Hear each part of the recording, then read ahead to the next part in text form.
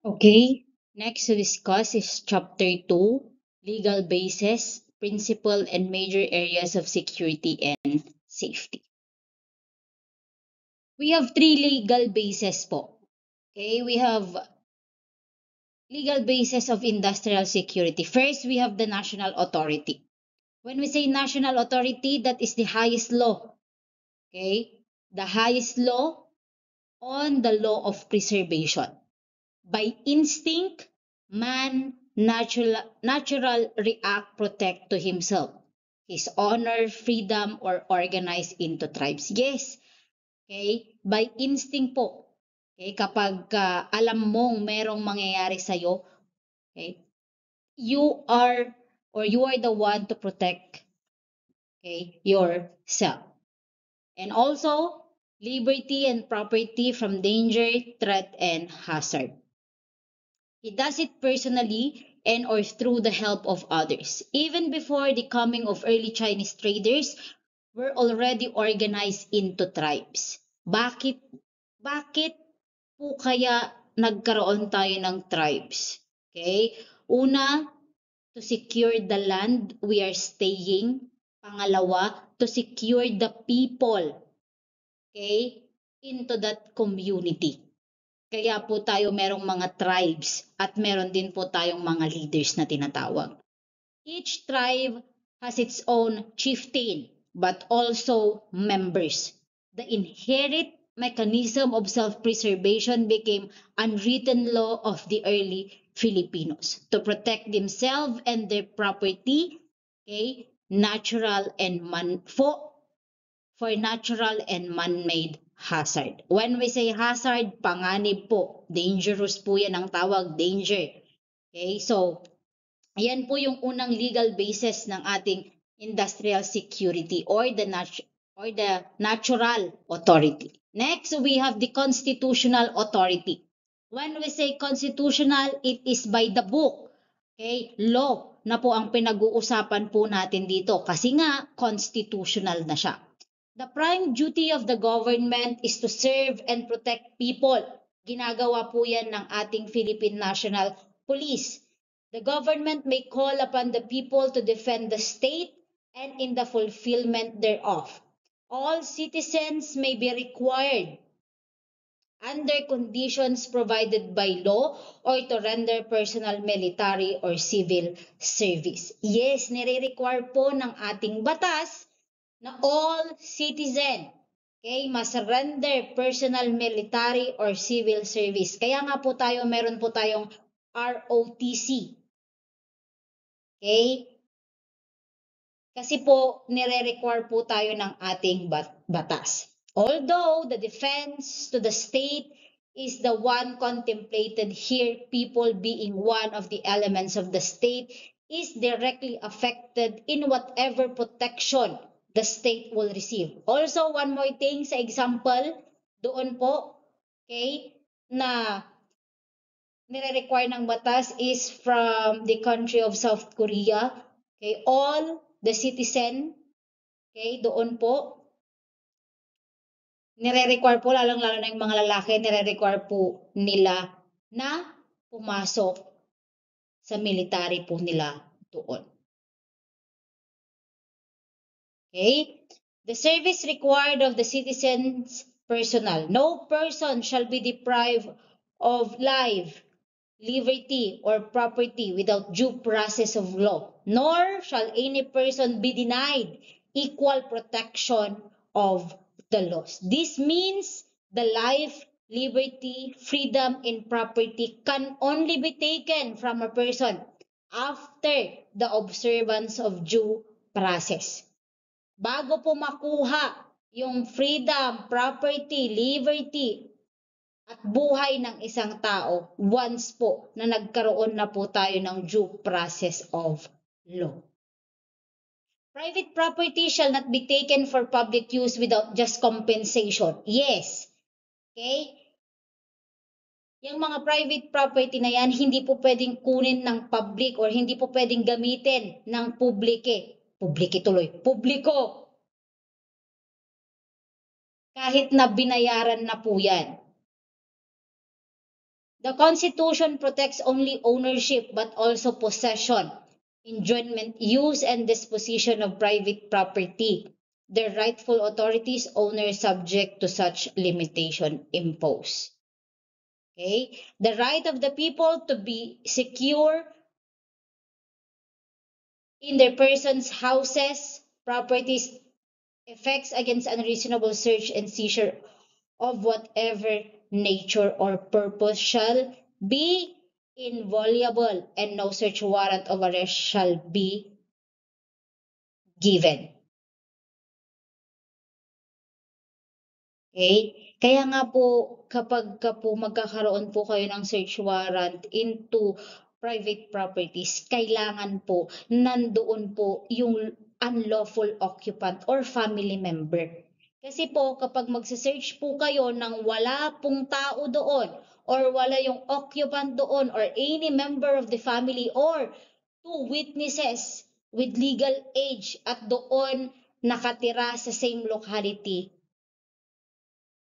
null and void po yung search na gagawin po ninyo.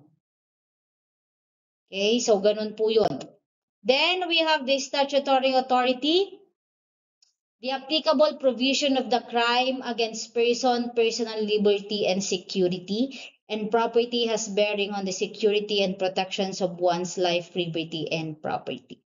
Private Security and Agency Law is amended by RA 5487. The law governs the operation, administration of security agency and activities, qualification, duties, and licensing of security guards, watchmen, and private detectives. So lahat po ng nabanggit ko, okay, that is governed by the so-called RA 5487, the Private Security and Agency Law. Okay? Mapa-operation man yan, administration man yan, security agency or activities man yan, even the most important thing, which is the qualification of a security guard, dadaan po yan or ibabase po yan sa RA 5487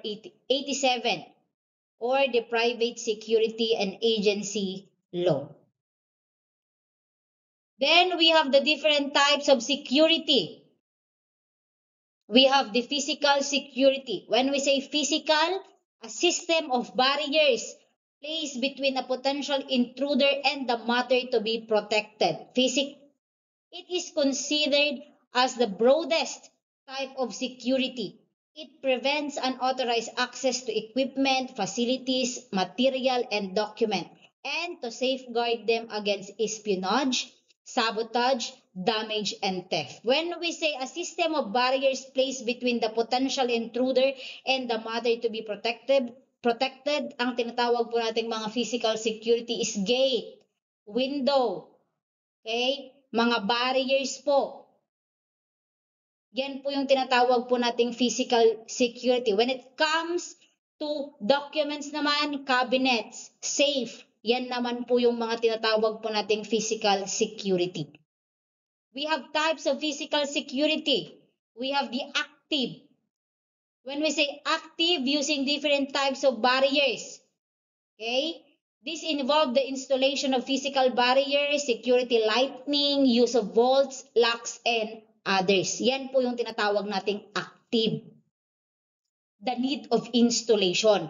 Kailangan mo munang i-install para magamit mo. Methods used, overt method and covert method. When we say overt method, it refers to visible to the eye. Ibig sabihin, nakikita ng mata, and easily detachable security measures that are intentionally incorporated into products, documents, or system to provide a clear and immediate indication of authenticity. Yan po yung overt method. Visible, nakikita, nadidetach, natatanggal. When we say covert naman po, okay, covert method, these are hidden from view and require special tool or knowledge to detect. Kung yung isa, visible dapat, yung isa naman, nakatago. It is hidden from view. Okay, yan po yung dalawang method ng ating active. Passive, by using psychological approach, those that will deter, okay, to committing such act of fear of being caught, charged in court, or any other po, like security education, programs, investigation, seminars, and personnel security. Passive naman po yung mga yan. Ang kailangan po dyan is tao na, hindi na po yung mga ini-install, kinakabit. Okay, para ma-deter. When we say deter po, para po maiwasan yung takot. Okay, ganun po yun. Next, communication security. When we say communication security, it is the protection resulting from the application of various measures which prevents or delay the enemy or unauthorized person in giving information through the communication system. Yes, yung mga phone natin, telephone, lahat yan may security system. Okay, para po ma-prevent natin or ma-delay po natin yung mga kalaban or unauthorized person po para maibigay yung information na kailangan po nila. Hotel security, okay? The protection resulting from the application of various measures which safeguard hotel guests and personnel, hotel property and functions in hotel, restaurant, bars, and club. Security guard na po ito, mga bouncer. Hotel security po ang tawag doon. Bank security, same security guard po yung mga yan. Ano pong sinisecure or pinoprotektahan po nila? The application of various measures which safeguard cash and assets naman po. Kung sa hotel security, ang kailangan nilang proteksyonan is yung mga guests po doon, mga personnel, mga property na pwedeng manakaw. Okay, sa bank naman, ang pinoprotektahan naman po nila pera, assets ng mga tao. Okay, which are in storage, in transit, and during transaction. Document security, a physical security that involves the protection of documents and classified papers. Okay, from any unauthorized person, damage, theft, and compromise through disclosure. Yan naman po yun. Meron din naman po tayong document security. Karaniwan ng mga documents, nilalagay po yan sa safe or vault. Okay, mga cabinet na merong mga locks. Yan po yung mga yun. Then, personal and VIP security. It involved the protection of top-ranking official of the government, visiting person of illustrious standing and foreign dignitaries. When we say personal and VIP security, sila naman po yung magsisecure, okay, sa ating mga dignitaries, VVIPs or VIP or any other ranking official. Or yung tinatawag, kapag naman po sa president po, yan po yung tinatawag nila na PSG. Okay? Crisis security, the protection of the rich person, industrial magnates, political leaders against kidnapping for economic, political, emotional, or nationalistic purposes. Okay? Crisis security, eto na po, doon na po papasok yung tinatawag nating private security. Okay? Kasi hinahire na po sila ng mga rich person para po i-secure po sila. Okay, kagaya ng mga political leaders natin. Why? Kasi nga, there is a possibility or tendency na kidnapin po yung mga political leaders natin. Para saan? Eh, bakit ba kinikidnap po yung mga political leaders natin? For economic use, political use, emotional or nationalistic purposes. Industrial security, various measures to safeguard factories, manufacturing, or establishment. From the word itself, industrial. Okay, mga business establishment, mga factories po yan.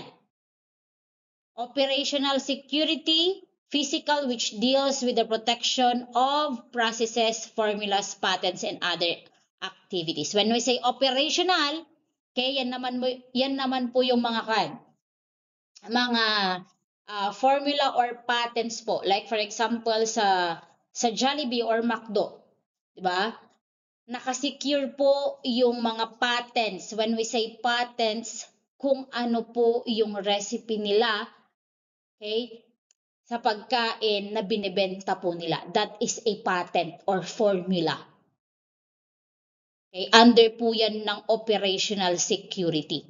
Kaya nga hanggang ngayon, kahit anong gawin mong prito sa manok, hindi mo makuha yung lasa sa Jollibee or sa lasa nung katulad sa McDo. Okay? Ganon po yun. Kasi nga po, yung mga patents or formula ng mga yan, the recipe itself, okay, nakasecure po yun. Why? Bakit kailangang i-secure? Okay, para hindi po magaya ng iba.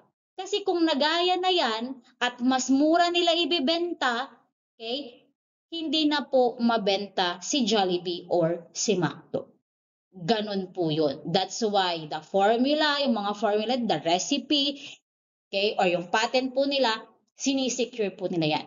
Kahit ano pong food establishment, even Starbucks, okay, yung mga formula nila sa mga coffee nila, nakasecure po yan. Then, other special type of security such as air cargo, supermarket, school security, personal security, and etc. Then, basic principles. Command responsibility. The responsibility of a commander for crimes committed by subordinate members cannot be delegated but security tasks can be assigned. Yes. Okay, command responsibility, responsibilidad po ng commander yung mga subordinate niya or mga members po niya. No need to delegate, just assign kung ano yung mga gagawin nila. Compartmentation. Establishment and management of an organization so that information about the personnel or activities of one component is made available to any other component. Compartmentation, ibig sabihin, compact lang po yan. Okay, dapat alam mo kung kanino lang dapat mapupunta yung information. O dapat dito lang sa circle na to dapat mapupunta yung information na yun. Okay, that is compartmentation. Balance between security and efficiency. Security prevails over efficiency. Okay, so dapat balance po yan between the security and efficiency. Kapag hindi ka efficient na security, tanggal ka. Okay, so dapat efficient ka din po. General principles of security remain constant, specific measures to suit operation. Then, security is the concern of all personnel. Yes. Okay. Then, security is the concern of all personnel. Yes. Security naman lahat. Yung mga personnel po, even as a citizen, yan po yung concern natin. How to secure our lives, how to secure our property. Okay? Ganun po yun.